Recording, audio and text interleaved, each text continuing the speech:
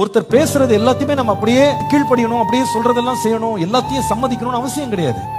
ஆனா அவங்க இன்னொருத்தர் பேசும்போது சொல்ல விடணும், அவங்கள கொஞ்சம் அவங்க கருத்துக்களை என்ன பண்ணணும், பரிமாற விடணும். சரி, நீ உன் கருத்தை நீ சொல்லு, கொஞ்சம் முழுசா நான் கேட்கிறேன், அதுக்கப்புறமா டிசைட் பண்ணலாம். சரி, நீ பேசு, நீ உனக்கு என்ன பேசணுமோ நீ பேசப்பா அப்படின்னு விடணும். ஆனா சில பேர் பேச விட மாட்டாங்க. போதும் நீ என்ன சொல்ல வர போறேன்னு எனக்கு தெரியும், ஆனா நான் தீர்க்க தரிசனம் வரம் பெற்றிருக்கேன், எனக்கு நீ என்ன பேச போறேன்னு எனக்கு முன்னாடியே தெரியும் அப்படின்னு ஸ்டாப் பண்ணி விட்டுருவாங்க. ஏன்னா இவங்களுக்கு என்ன இல்ல, அந்த ஒரு சகிப்பு, பொறுமை, இன்னொருத்தர் சொல்லி முடிக்கட்டும் அப்படின்னு இவங்களுக்கு கேட்கறதுக்கு மனம் இல்லாமல் போனது.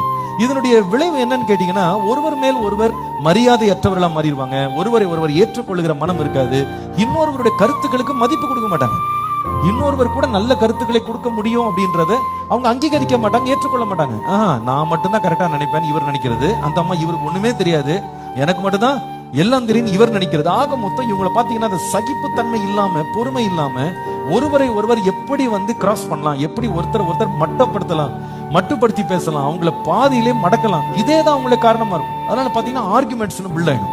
வேதத்துல வாசிக்கிறோம், நாம பேசுகிறதுக்கு தாமதமா இருக்கணும், கேட்கறதுக்கு எப்படி இருக்கணும், தீவிரமாக இருக்கணும் அல்லது வேகமா இருக்கணும். ஃபர்ஸ்ட் நம்ம இம்பார்ட்டன்ஸ் பிரெஃபரன்ஸ் எதுக்கு கொடுக்கணும், கேட்கறதுக்கு. என்ன சொல்றீங்க, அதை கேட்க விரும்புறேன் அப்படின்னு கேட்கணும். அந்த கேட்கறதுக்கு அந்த பழக்கம் இருக்குமானால் நிச்சயமா சொல்றேன், குடும்பத்துக்கு அது ரொம்ப பிரயோஜனமா இருக்கும்.